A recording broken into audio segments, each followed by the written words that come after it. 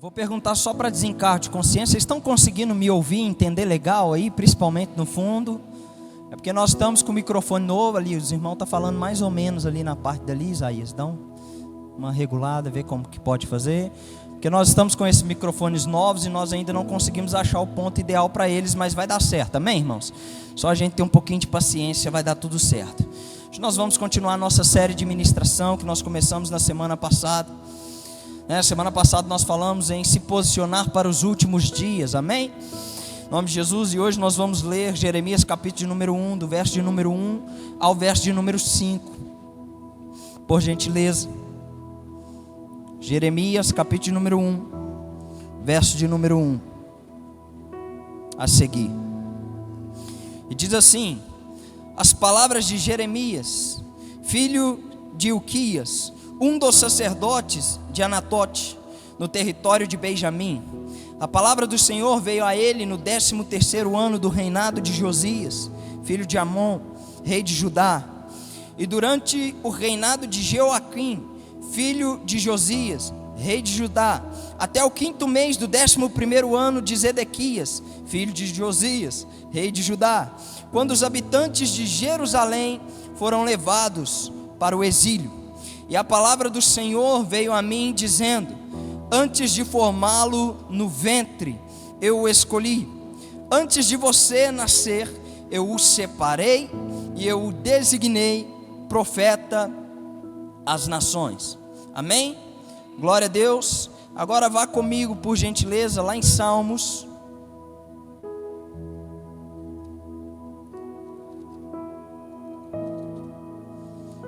Salmos capítulo de número 139. Leremos do verso de número 13 ao verso de número 16, por gentileza. Salmos 139, 16 a seguir.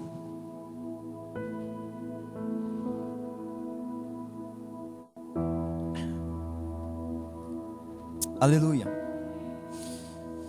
Quantos acharam?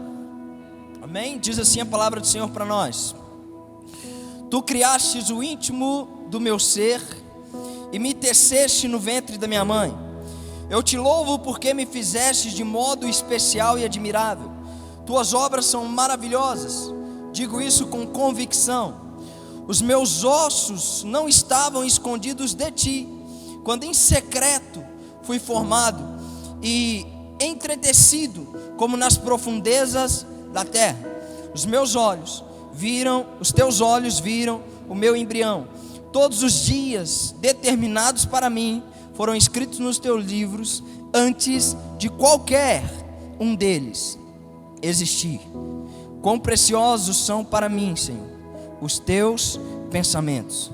Quão grande é a soma deles. Se eu os contasse, seria mais do que os grãos da areia. Se terminasse de contá-los, eu ainda estaria contigo. Amém? Glória a Deus. Encurva a sua cabeça, feche os seus olhos. Pai, nós te adoramos, nós te agradecemos também pela leitura da tua palavra. Que o Senhor possa trazer direcionamento no nosso coração, que o Senhor possa trazer clareza na nossa mente, que nós possamos sair aqui, Pai amado, posicionados diante de ti. Em nome de Jesus Cristo, fala conosco, Jesus. Nós precisamos ouvir a sua voz. E de fato, assim como nós começamos essa série de mensagens domingo passado, nós queremos continuá-la hoje, dizendo da mesma forma: nós queremos nos posicionar para os últimos dias, para que, Pai amado, nós não sejamos pegos desprevenidos, Pai amado, em nome de Jesus, mas que nós possamos estar prontos para o que der e o que vier, em nome de Jesus Cristo. Amém? Glória a Deus. Aleluia. Hoje eu pus um tema um pouquinho, vou chamar de apelão, mas você vai me entender. Hoje o tema da minha ministração é a cultura de Satanás. Amém? Glória a Deus. A cultura de Satanás. Eu quero começar falando a respeito de algo um pouco tanto quanto delicado. Eu acredito que você já deve ter lido isso em algum noticiário, em alguma mídia, Porque está por toda a internet, também está nos canais de TV aberta, embora não estão dando muita ênfase para isso, porque o inimigo, por mais que ele está mostrando a cara, bastante nesses últimos tempos, algumas coisas ele continua tentando fazer meio que por debaixo dos panos. E eu achei tanto quanto interessante, na verdade eu escrevi as 3 mensagens praticamente no mesmo dia, e para mim o maior desafio é pontuar qual delas vem primeiro.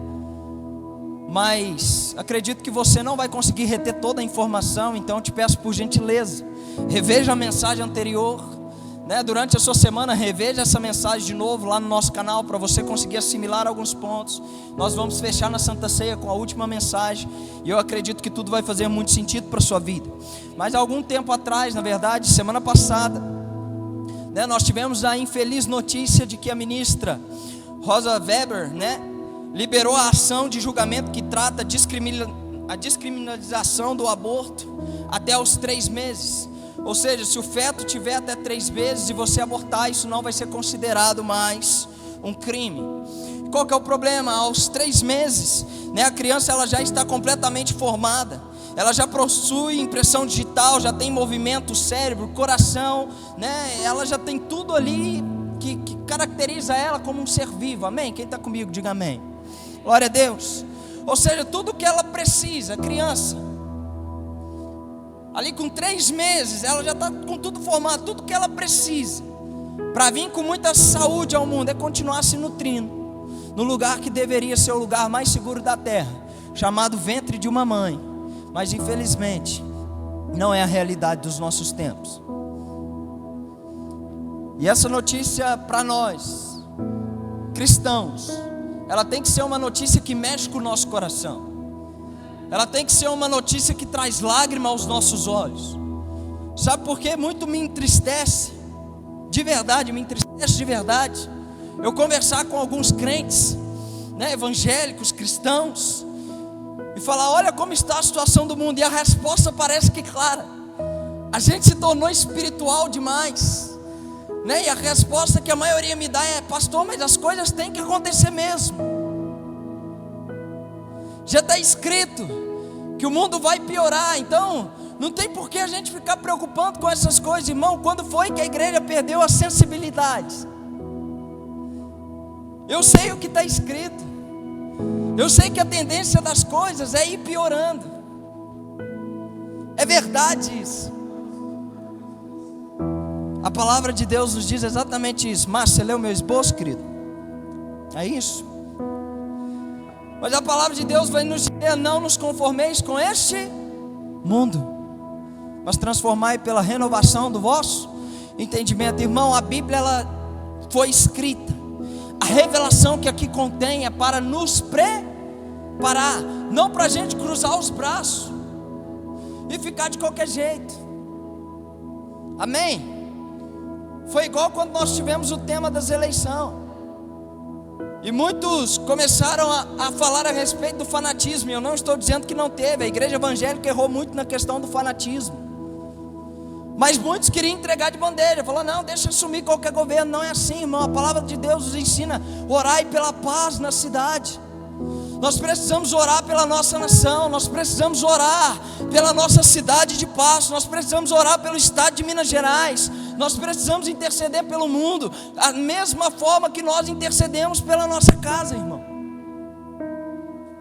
Nós precisamos interceder pelos nossos governantes, para que Deus de alguma forma toque o coração deles, mude a mente deles. Quem está comigo, diga amém, irmão. Então, uma notícia completamente triste que veio para nós. E sabe, irmão, eu comecei a puxar alguns dados, e eu percebi que se existe algo que o inimigo ele faz quando o Senhor está prestes a promover algo grande, é ir atrás das crianças. Senhor Deus, Ele quer libertar o povo do Egito. Então Ele diz: eu preciso então levantar um libertador. Eu preciso levantar um libertador.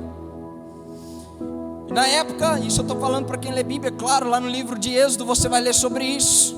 Na época que o Senhor quer levantar o libertador de Israel das mãos de Faraó, do Egito, de toda a opressão, Faraó então ele dá uma ordenança, que é o quê? Mata todos os meninos, não deixa viver não, né? Naquela época eles não tinham a tecnologia para matar no ventre. Então a ordem de Faraó foi o seguinte: assim que nascer, mata. Assim que nascer, mata. Só que o Senhor ele tem todo o poder, amém? O Senhor, para preservar o seu plano, que era a libertação do povo, Ele, colocou um temor tão grande nas parteiras egípcias, que elas não ousaram matar as crianças que estavam nascendo. E Faraó começou a ficar indignado.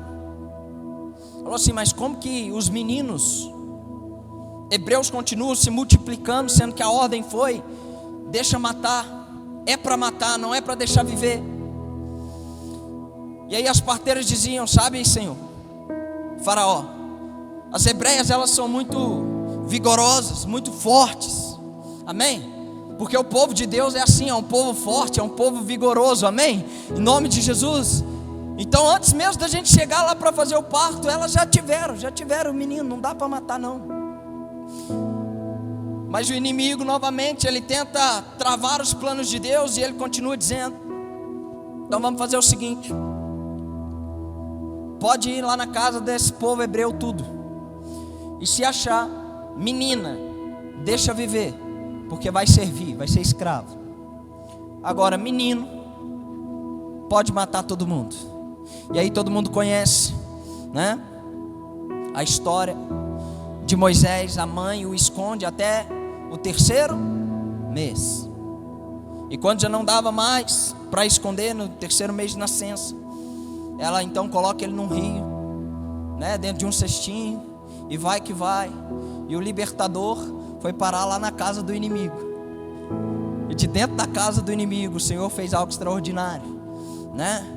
Ele formou Moisés com toda a instrução, colocou em Moisés um amor pelos seus irmãos, tanto que quando ele viu, né, os seus irmãos brigando, ele foi lá e tal, interferir. Você conhece toda a história, até que Deus o chama e o liberta. Amém, gente? Pensamos nós que isso só aconteceu nesse tempo, mas nós vemos também que na época de Jesus a mesma coisa acontece. Cristo está para nascer, e vem então os magos e fala com Herodes, e fala: nos aponte onde está para nascer o rei, o Salvador, o Messias. E Herodes, com medo de perder o seu trono, porque provavelmente não conhecia as escrituras, porque Jesus, ele não veio em terra para se assentar numa cadeira de governo estabelecida por homens, mas ele veio para estabelecer o seu governo na terra e romper com a semente do pecado, amém? Foi para esse governo que ele veio, um governo espiritual que nos redimiria e nos resgataria do império das trevas e nos transportaria para a sua luz. Mas Herodes então, temeroso de que ele fosse perder o seu governo, ele pede para aqueles 3 reis magos, dizendo: me leve até onde o menino vai nascer, ou até onde ele nasceu, para que eu também possa adorá-lo. Só que o Senhor Jesus, nosso Deus, para preservar o seu plano, ele aparece para esses reis em sonho e mostra a real intenção de Herodes. Então os reis, eles enganam Herodes e vai embora. E Herodes, quando viu que foi enganado, então ele lança novamente um decreto. Qual que é o decreto? Se o Messias, se o rei acabou de nascer, eu quero que todos os meninos de 2 anos para baixo morre tudo. É para matar. E sabe, irmão, toda vez que o ser humano ele brinca de Deus, toda vez que o ser humano ele brinca de ter poder entre a vida e a morte, porque só o nosso Deus tem poder sobre a vida e a morte, amém? Até porque aqui, se eu perguntar se alguém venceu a morte, ninguém. Se eu perguntar se alguém consegue explicar o que é a morte, ninguém consegue. É uma sabedoria que para nós, meros mortais, seres humanos, nós nunca vamos conseguir compreender a profundeza da morte. Mas o nosso Senhor Jesus Cristo, aquele que tem todo o poder, todo o domínio, Ele não somente compreende a morte, como Ele mesmo venceu a própria morte, ressuscitou ao terceiro dia e está à destra do Pai, amém? E não perdeu o controle de nada, aleluia, glória a Deus. Nós não percebemos, mas toda vez que o ser humano tenta brincar de Deus, irmão, ele está completamente tomado por uma influência diabólica.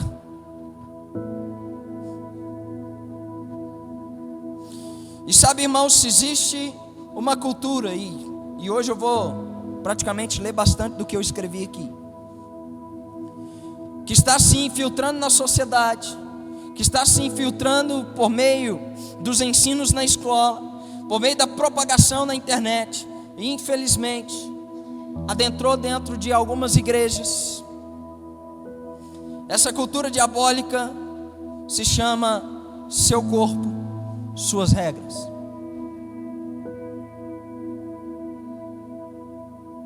Se existe outra frase dessa cultura, a vida é sua, vive do jeito que você quiser.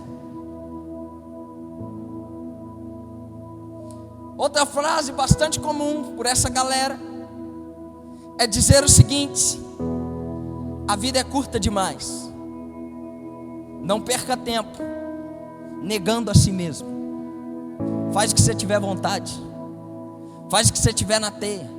Sabe por quê? Porque se você morrer amanhã, você não aproveitou nada. Irmão, se existe a maior mentira que é contada para nós, é que a vida é curta. Amém? Eu não leio nas escrituras dizendo que a vida é curta, mas a palavra de Deus nos garante que a vida é eterna. O que vai acabar é meu tempo nessa terra. O meu tempo de vida, ele vai continuar, para o bem ou para o mal.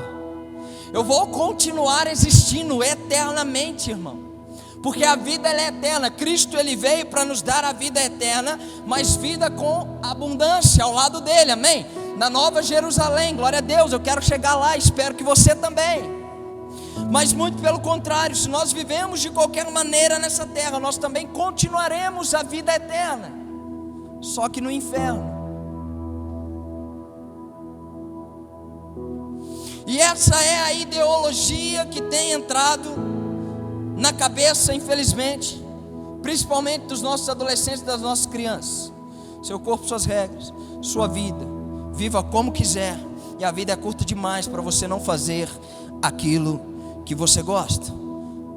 Mas essa não é uma verdade. 1 Coríntios capítulo de número 3, verso de números 16 e versos de número 17, diz assim: não sabeis vós que sois templos de Deus e que o Espírito Santo habita em vós? Se alguém destruir o templo de Deus, isso aqui é forte demais, irmão. Se alguém destruir o templo de Deus, Deus o destruirá. Porque o templo de Deus, que sois vós, é santo. Amém? Cuidado com aquilo que você faz com o templo de Deus, irmão. Porque se você destruir o templo, Deus vai te destruir. Pastor, Deus vai mandar uma bola do céu e me consumir? Não, irmão. Aqui, Paulo, quando ele fala que Deus o destruirá, ele está falando da segunda morte. O que é a segunda morte? Você será completamente destruído, porque você vai ser lançado no lago de fogo. Deus me livre. Quem está com calor aqui, irmão? Está quente demais, né? Costuma dizer que só um café para refrescar, né? Mas está quente demais. Agora você imagina viver muito pior do que isso, mas não por alguns dias, algumas semanas, alguns meses, mas por toda a eternidade. Eu costumo dizer essa frase: primeiro, eu preciso ir para o céu porque eu quero ir para lá, em nome de Jesus, estar com meu Senhor. Segundo, porque eu não ia aguentar o calor do inferno, irmão. Então eu preciso ir para o céu, em nome de Jesus. Amém? Talvez, né, nós pensamos assim: pastor, mas esse sentido que você acabou de falar sobre ser templo do Espírito Santo é algo espiritual demais. Mas a palavra de Deus, ela tem resposta para todas as coisas. O apóstolo Paulo, então, lá em 1 Coríntios capítulo número 6, verso de número 19 e 20, ele vem diretamente para nós, o nosso corpo físico. Agora ele tira o sentido espiritual de lado. E ele então fala do sentido físico, ele diz assim: acaso vocês não sabem que o corpo de vocês é santuário do Espírito Santo que habita em vocês, e que lhes foi dado por Deus, e que vocês não são de vocês mesmos? Vocês foram comprados por um alto preço, portanto, glorifiquem a Deus com o seu próprio corpo. Amém? Ali o apóstolo Paulo diz: vocês são templo do Espírito Santo. Então nós podemos levar para um sentido espiritual. Agora, 10 capítulos depois, Paulo ele precisa tratar diretamente com aqueles que brincam com o corpo físico e fazem deles como quiser, como a ideologia ensina: meu corpo, minhas regras. O apóstolo Paulo diz assim: por acaso vocês não sabem que o corpo que vocês têm não é de vocês, mas é daquele que o deu para vocês? Eu não sei quanto a você, irmão, mas eu tenho muito mais cuidado com aquilo que é dos outros que com aquilo que é meu. Se eu pego algo emprestado, meu cuidado é o dobro do que se aquilo fosse meu. Meu celular, de vez em quando, sou meio relaxado, eu deixo ele, jogo ele em cima do sofá, em cima da cama, né? E ele pica, cai, acontece tudo. Mas se eu pego o celular de uma pessoa, irmão, eu ponho na maior delicadeza, no maior cuidado, para que aquilo não sofra nenhum dano enquanto está nas minhas mãos. Da mesma forma deveria ser nós com aquilo que o Senhor nos entregou. Nós precisamos zelar pela nossa vida, porque foi Ele que nos deu. Nós precisamos zelar pelo nosso corpo, porque foi Ele que nos deu. Nós precisamos zelar pela igreja que nós congregamos, porque foi Ele que nos deu. Nós precisamos zelar pela nossa família, porque foi Ele que nos deu. Nós precisamos, irmão, em nome de Jesus, zelar pelo ministério, porque foi Ele que nos deu. Amém? Tudo aquilo que foi Ele que nos deu, nós deveríamos ter o dobro de cuidado, o dobro de zelo. E não é isso que acontece às vezes. Sabe por que muitos lares são destruídos? Porque você não teve o dobro de cuidado. Um deslize, você jogou tudo a perder. Mas se você entendesse que a sua família foi Deus que te deu. Quem aqui acredita que família é um projeto de Deus? Ok. Então não vem de você, amém? Foi o Senhor que te entregou. Então zela pela sua família. Cuida da sua família. Fecha as brechas. Amém, irmão? Fecha as brechas. Toma cuidado. Se santifica em nome de Jesus. Tem o Senhor como a pedra fundamental da sua casa, em nome de Jesus Cristo, em nome de Jesus. E a gente vai entrar em outros sentidos, mas antes disso eu estava fazendo umas pesquisas e eu li, e eu acho bastante interessante a gente falar principalmente a respeito do aborto, porque pelo menos eu não vejo muito sendo falado sobre isso, e eu acredito que a igreja precisa falar sobre isso, porque é uma guerra que nós estamos travando, principalmente espiritual, amém? Verdade é que eu não vou nem perguntar quem orou, né? Para que o Senhor tenha misericórdia de nós e que esse negócio do aborto não dê certo, porque possivelmente a minoria, infelizmente a maioria não está nem aí para isso, né? E deixa o pau quebrar, né? Mas eu todos os dias eu tenho me colocado diante do Senhor e pedido: Senhor, tem misericórdia das nossas crianças, até porque elas não têm culpa nenhuma. Elas não têm culpa nenhuma. Se existe uma frase que é completamente verdadeira, é: nenhuma criança pediu para nascer.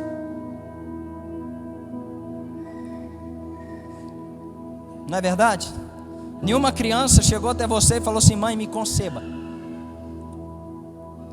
Mas toda criança que é gerada é um plano de Deus. Deus, ele não perde o controle de nada. Se a criança ela foi gerada no ventre, é porque Deus tem um propósito, amém? Portanto, nós não temos o direito de matar essas crianças, seja lá por quaisquer razões que seja. Eu estava fazendo uma pesquisa, e aí eu descobri, as minhas fontes é de um artigo da Faculdade Federal do Rio de Janeiro. E nesse artigo que estavam debatendo sobre o aborto, e a pessoa se posicionou contra, ela dizia o seguinte: em uma perspectiva geral, a vida humana começa na fertilização. O processo durante o qual um gameta masculino, chamado espermatozoide, se une ao gameta feminino, né, conhecido como óvulo, para formar uma única célula chamada zigoto. Essa célula totipotente, altamente especializada, marca o início de cada um de nós como indivíduo único. Amém? Então, nesse artigo onde eles estavam batendo sobre o aborto, em uma perspectiva geral, eles estavam defendendo o seguinte: a vida humana não começa na terceira semana, como alguns dizem. Mas para nós, que estudamos o processo de fertilização, nós entendemos que desde esse processo, onde o gameta masculino se encontra com o feminino e eles formam uma só célula, aí começa a vida humana. Já está formado. Aí eles foram rebatidos, mas também defendidos, dizendo, já na perspectiva embriológica, a vida humana pode sim começar a partir da terceira semana de gestação. Por quê? Porque é quando ocorre a gastrulação, o evento mais característico dessa semana, processo que estabelece os 3 folhetos germinativos, ectoderma, mesoderma e endoderma, cujas células darão origem a todos, presta atenção nisso, essas células darão origem a todos os tecidos e órgãos do embrião. Ou seja, o aborto ele só pode ser feito a partir da terceira semana. Estão tentando legalizar até o 3º mês. Só que na terceira semana é justamente na semana onde aquele embrião ele está de fato recebendo todas as células e todos os órgãos que ele precisa para ser um ser perfeito. De todo jeito, a gente está cometendo um crime. Pastor, e por que isso é uma ideologia do capeta? Simplesmente porque nós não estamos vendo, e eu não estou falando da igreja, nós temos um problemão com isso. Mas o mundo ele não está vendo um problema entre matar um feto de 3 semanas a 3 meses. Mas eles veem problema, por exemplo, se você mata a onça pintada. Matar um bebê de onça pintada é crime, você sabia disso? Matar cachorro. Pega um gatinho pequeno, joga num saco de lixo. Se alguém descobrir que foi você, meu irmão, que fez isso, você está lascado. Você vai para a cadeia, não tem nem como você pagar fiança para sair de lá. É um crime seríssimo.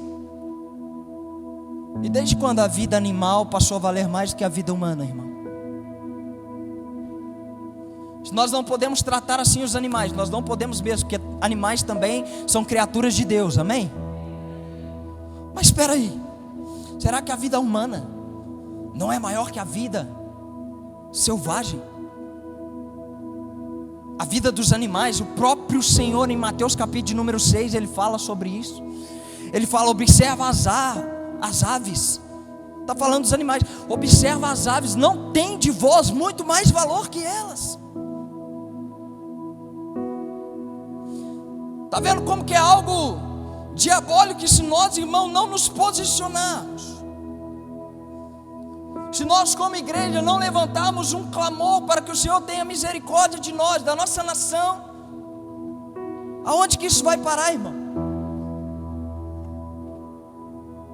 Presta atenção nisso aqui, para a gente partir para a próxima e também não demorar demais. No Brasil, cerca de 800 mil mulheres praticam aborto todos os anos. Dessas 800 mil, na verdade, 200 mil recorrem ao SUS para tratar sequelas de procedimentos mal feitos, ou seja, dá algum problema por causa do aborto. Para a Organização Mundial da Saúde, a OMS, a situação pode ser ainda mais alarmante. O número de aborto, que era de 800 mil mulheres por ano, nesse ano, se for legalizado, pode passar para mais de 1 milhão de mulheres por ano. Ou seja, 1 milhão de inocentes morrendo. E não é por meio de um atirador, um bandido, alguém, não, eles estão morrendo nas mãos das próprias mães.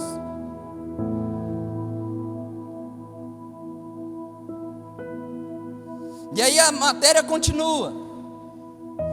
Olha isso aqui, irmão. O aborto é o quinto maior causador de mortes maternas no Brasil.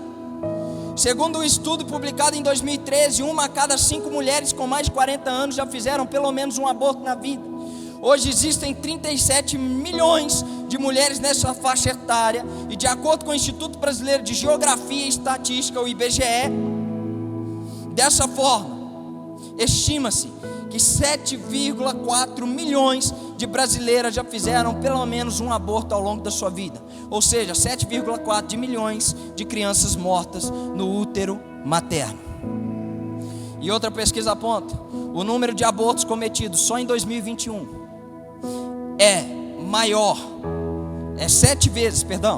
o número de abortos cometidos só em 2021 é 7 vezes maior que o total de mortes de Covid-19 somadas em 2 anos de pandemia. Desde a primeira causa de morte na China, a pandemia de Covid-19 matou cerca de 5,5 milhões de pessoas em todo o mundo. Só em 2021, 3,5 milhões. Agora, presta atenção. Nós estamos falando de 5 milhões de pessoas em todo o mundo mortes pela Covid-19 em 2 anos de pandemia. Agora, morte por aborto 7 vezes maior. Aqui é uma matemática básica. Se é 7 vezes maior, a gente faz 7 vezes 5. Simples assim. Pastor, não sei quantos que deu. Eu te falo, 35 milhões de abortos feitos em todo o mundo. E você ainda acha que isso é normal, irmão? Amém? Amém não, né? Misericórdia.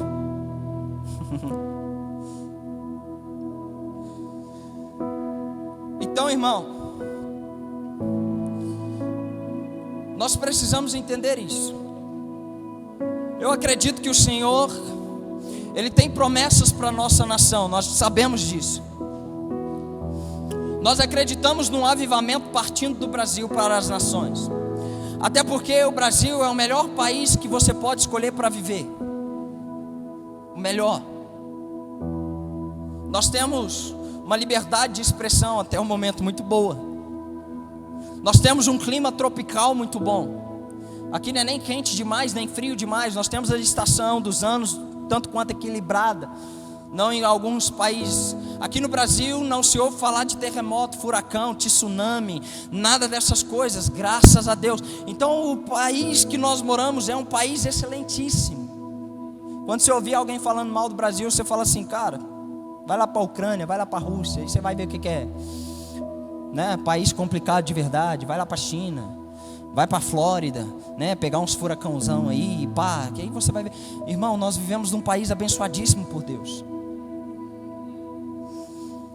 Assim como nós temos uma grande influência dos nossos irmãos americanos, e eles também são considerados um país muito abençoadíssimo, muito bem sucedido.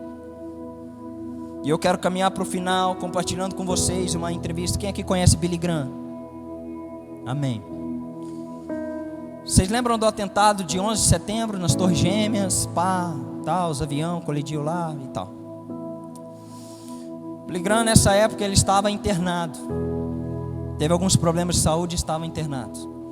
Billy Graham, para quem não sabe, ele era conselheiro da Casa Branca. Então os repórteres, porque Billy Graham falava muito a respeito da América, né? Estados Unidos ser um país cristão. Pastor, o que isso tem a ver conosco hoje? O Brasil hoje é considerado um país cristão, amém? Nós temos mais cristãos no Brasil do que qualquer outra religião. E os cristãos, eles somam evangélicos e católicos, enfim. Mas somos um país considerado cristão porque uma grande parte dos brasileiros se considera cristão. Tudo bem, até aí estamos iguais aos nossos irmãos americanos. Quando aconteceu o atentado, então os repórteres correm para a porta do hospital onde estava Billy Graham para fazer uma única pergunta para ele. E a pergunta que eles queriam fazer para Billy Graham era onde Deus estava quando aconteceu o atentado em 11 de setembro. Billy Graham estava acamado e não conseguiu descer para poder responder essa pergunta, Mas a sua filha que estava acompanhando então foi conduzida por ele. Ele explicou para ela algumas coisas, deu alguns direcionamentos para ela e disse: desce lá. E ela desceu. E aí ela se posicionou como quem fosse responder à entrevista. E já veio logo, o repórter perguntando exatamente isso: onde Deus estava quando aconteceu tudo isso? E ela citou 15 fatos. Eu vou puxar 3. De 15 fatos eu vou puxar os 3 mais importantes, porque o resto está muito voltado para a América, mas são coisas que estão acontecendo no nosso país nesse exato momento. E a primeira resposta dela foi o seguinte: Deus estava no mesmo lugar que Ele estava quando nós dizemos que o ensino religioso não poderia ser ensinado na escola. Deus estava no mesmo lugar onde Ele estava quando nós descriminalizamos o aborto e começamos a matar crianças inocentes no útero das suas mães. E Deus estava no mesmo lugar que Ele estava quando nós descriminalizamos as drogas e os crimes de pequeno porte. Deus estava no mesmo lugar onde Ele estava, assentado no trono, no mesmo lugar onde Ele estava. E aí ela termina essa entrevista dizendo assim: nós estamos expulsando o Deus do país, e agora queremos perguntar: cadê Ele? Pastor, e o que isso tem a ver com nós, irmão? É toda uma ideologia que está sendo formada na nossa nação. Eu não sei você, mas de vez em quando eu oro para o presidente. Não vou mentir para vocês, não é todo dia, mas de vez em quando eu lembro de orar para ele. Eu oro para ele e falo: Deus, tenha misericórdia de um cara que apoia o furto do menor para ele tomar só uma cervejinha. Tenha misericórdia desse governo que apoia um pequeno delito, porque é um furtinho de celular, não tem problema nenhum. De um cara que apoia a liberação das drogas e que movimentou uma agenda inteira. E de planos mais importantes para que a nossa nação pudesse progredir. O que está entrando na pauta agora é morte de crianças inocentes. Eu sinto que nós estamos caminhando como os nossos irmãos americanos. Nós estamos expulsando Deus do país. E qual que é o problema? Um dia a gente vai perguntar: cadê Ele? Porque a mesa vai virar, irmão. Deus, Ele não suporta isso. Sabe, o Senhor, eu acredito nisso. Você pode não acreditar, mas o Senhor, Ele está para sacudir a terra mais uma vez, irmão. E eu acredito que pode ser a última vez que Ele vai sacudir a terra com tamanha violência. Eu não digo violência, sabe, de juízo, eu digo violência do Espírito Santo mesmo. Eu acredito que Ele está para sacudir a terra mais uma vez. Sabe, Deus, Ele trabalha dessa maneira. E por isso que nesses dias tem entrado essas agendas tão loucas, onde tudo parece normal, mas de normal não tem nada.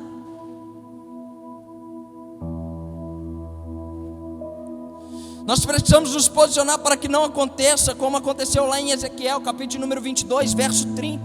Pastor, o que aconteceu lá? O Senhor estava tratando com a nação de Israel e Ele diz assim: eu procurei um só homem que se colocasse na brecha para que eu pudesse não destruir essa terra, mas eu não encontrei ninguém. Sabe, irmãos, que o Senhor possa encontrar nessa noite, na nossa igreja. Nós não somos pessoas grandes em volume, mas que o Senhor possa encontrar em nós intercessores, amém? Acho que é disso que a igreja está precisando mesmo. Intercessores, pessoas que se colocam na brecha, porque é muito cômodo, eu vou chamar de cômodo, você entende do jeito que você quiser, e a gente está caminhando para o final, mas é muito cômodo a gente orar pela nossa família, é muito cômodo a gente orar pela nossa igreja. Mas qual foi a última vez que a gente orou pelo aquele perdido que a gente nem sabe o nome, mas ele está perdido assim mesmo? Aquele cara que está na esquina, está na sarjeta, está na pior. Qual que foi a última vez que a gente orou por ele, ou até mais? Levou alguma coisa para ele, uma comida, uma roupa, alguma coisa. Qual que foi a última vez que a gente foi igreja de verdade? Porque a igreja de verdade não é a igreja que se coloca numa cadeira dia de domingo e adora ao Senhor, e vem aqui, e Deus me dá, e eu quero a vitória, eu quero a bênção, e eu quero milagre. E Deus procura intercessores nesses dias, irmão, que vão se colocar na brecha por essa nação, por essa cidade, por essas crianças que estão, sabe, à beira da morte, nem sabe. Porque se hoje já acontece 800 mil casos de aborto no Brasil, sendo que nem é 100% legalizado, o que dirá se for, irmão?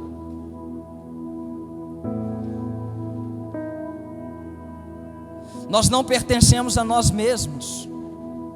Novamente eu quero trazer aqui um alerta para os pais. Novamente eu vou ter que falar disso aqui em nome de Jesus. Pais, quem é pai e mãe aqui? Levanta a mão, rapidinho. Deixa eu falar em alto, claro e bom tom. Quem manda no seu filho é você.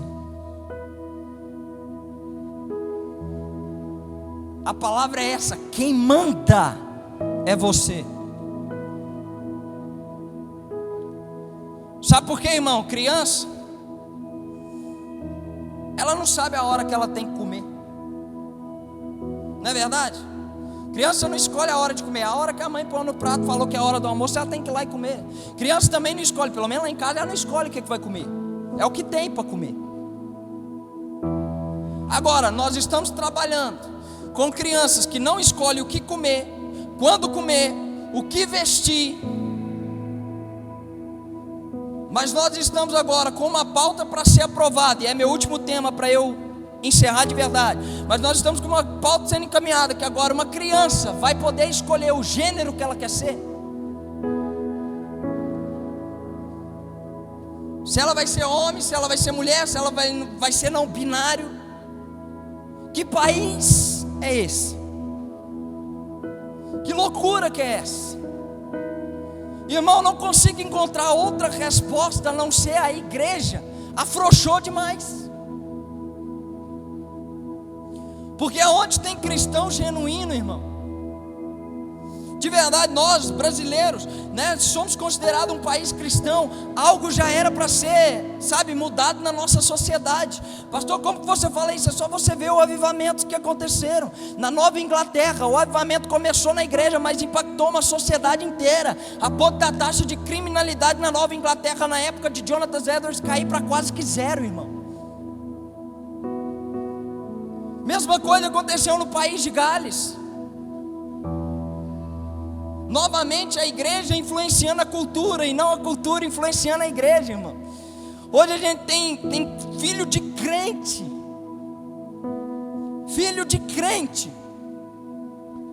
que apoia isso tudo aí, você nem está sabendo. Sabe por quê? Porque você não vê o que seus filhos estão vendo, você não acompanha o que eles estão postando, você não escuta as músicas que eles estão ouvindo. Eu ia passar um vídeo aqui, mas eu preferi não. Depois você assiste em casa, chama O Grito do Silêncio. Fala muito sobre o aborto, é bem pesado o vídeo. Então se você tiver um estômago fraco, não assista. Por isso que eu resolvi nem passar aqui, porque cada um tem um nível. Mas é terrível o que acontece lá.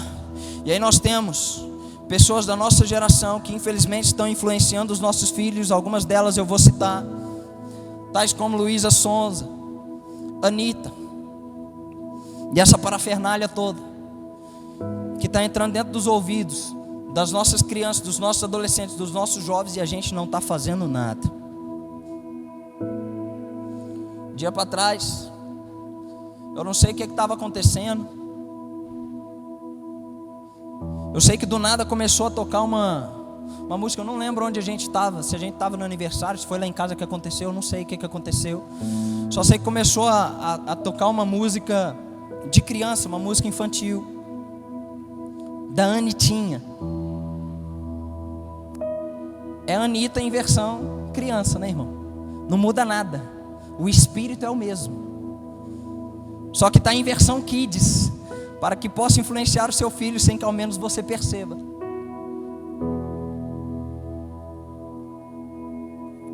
É só a gente começar a reparar as roupas que a gente usa. A moda veio da onde?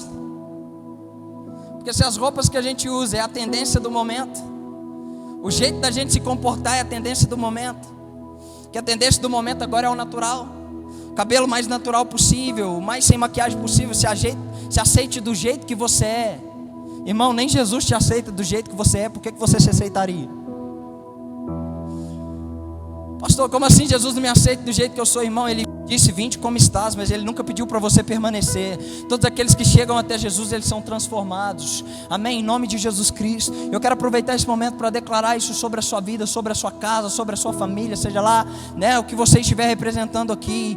Em nome de Jesus, você terá um encontro tão real com Jesus, irmão, que toda a tua casa vai ser transformada, sua vida vai ser transformada. Vocês não serão mais o mesmo. Nós vamos influenciar essa geração, irmão. Amém, querido? Em nome de Jesus. Pastor, essas palavras estão muito ruins, irmãos. Nós precisamos falar sobre a realidade. O que é que adianta eu vir aqui e dizer para você que Deus está te abençoando, sendo que na verdade o Senhor está chorando? Se eu pudesse caracterizar o Senhor com alguma coisa nesses dias, não é o Senhor está feliz conosco, não, o Senhor está em prantos, irmão. Porque o Senhor, Ele não se alegra quando um ímpio, sabe, ele prevalece.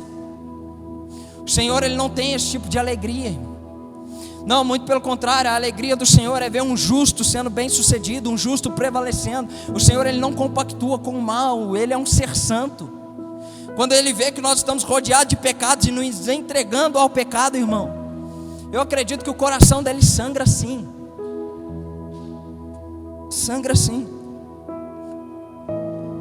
Então pai, mãe, tio, avó, seja lá que você for, me escute aqui nessa noite, em nome de Jesus. Talvez você não me veja como uma autoridade, como pai, porque eu sou muito novo. Mas então eu vou falar como filho que eu fui, e da forma que eu fui criado. A melhor coisa que você pode fazer é colocar o seu filho, o seu sobrinho, o seu neto no lugar dele. A própria palavra fala da vara da correção. Por que você não vai dar uns tapas na cabeça do seu menino quando ele está fazendo coisa errada? Se ele está crescendo desse jeito desleixado, a culpa é nossa, que não corrige, que fala, ai, deixa fazer, porque se eu não deixar, vai fazer escondido mesmo. Irmão, não deixa não. Não tem nada disso, e ai, deixa, senão faz escondido e é pior. É você pôr ele no lugar dele. Lá em casa as coisas funcionavam assim: você não vai fazer, e se você fizer escondido e eu descobrir, vai ser pior. É assim que as coisas funcionam, irmão. Mas agora não. A gente tem pessoas sem estrutura emocional nenhuma, namorando. Por quê? Porque os pais não têm autoridade para falar não. Mora debaixo do seu teto, não paga aluguel, não paga água, não paga comida, tem que se sujeitar. Primeiro, porque é filho, honrai pai e mãe, é o primeiro mandamento com promessa. E isso não é só para quem é menor de idade, isso vale para mim também, que tenho os meus pais vivos ainda. Por isso que eu honro a vida deles o máximo que eu conseguir, para que se prolongue os meus dias na presença do Senhor. Tem que honrar sim, e honrar também é prestar obediência. Desobedece pai e mãe para ver o que acontece, você vai se dar mal.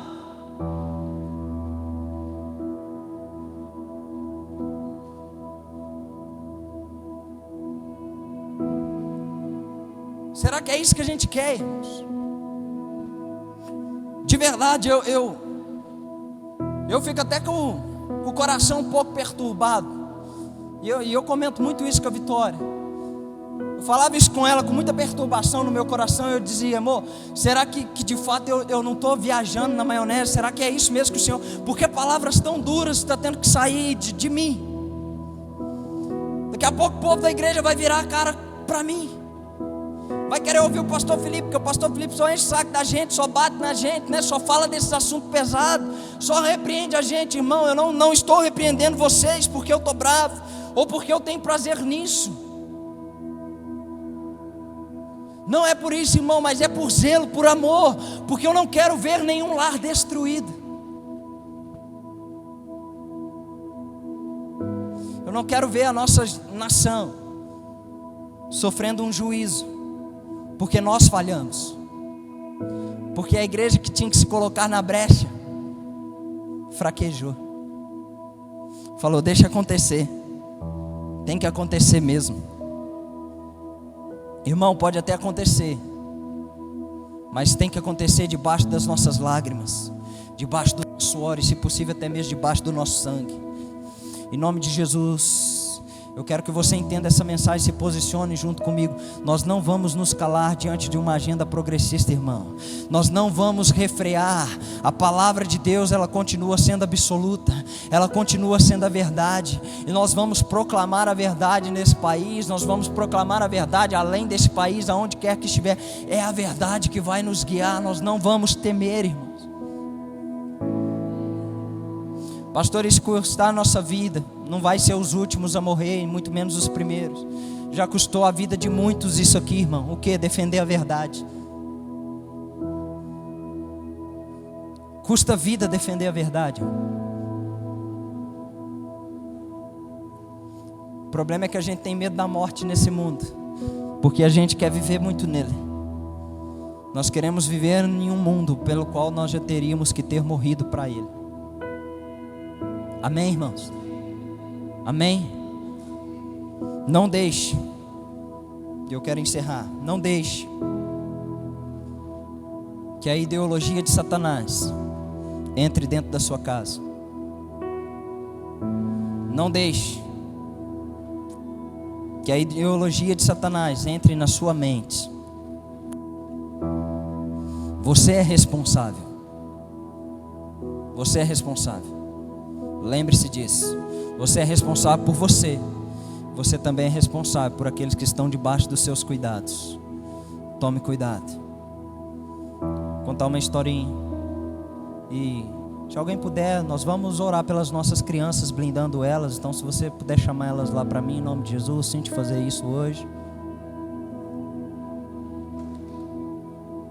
Mas vou terminar com uma historinha bem infantil que provavelmente você já ouviu. Certo dia um rapaz estava bem estressado e ele resolveu sair de casa porque os pais dele não deixavam ele fazer nada. E ele falou: vou sair de casa porque eu quero fazer o que eu quiser. Aliás, a vida é minha, faço dela o que eu quiser.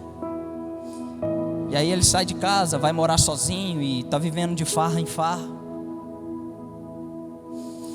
E de repente ele recebe na sua casa uma carta.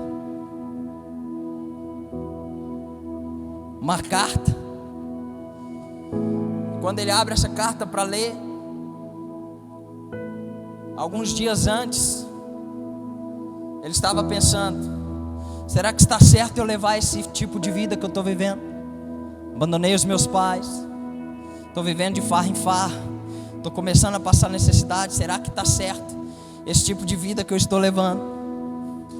E quando ele abre essa carta, está escrito assim: não faz mal se te faz feliz. Tinha uma assinatura embaixo dizendo: assinado Satanás.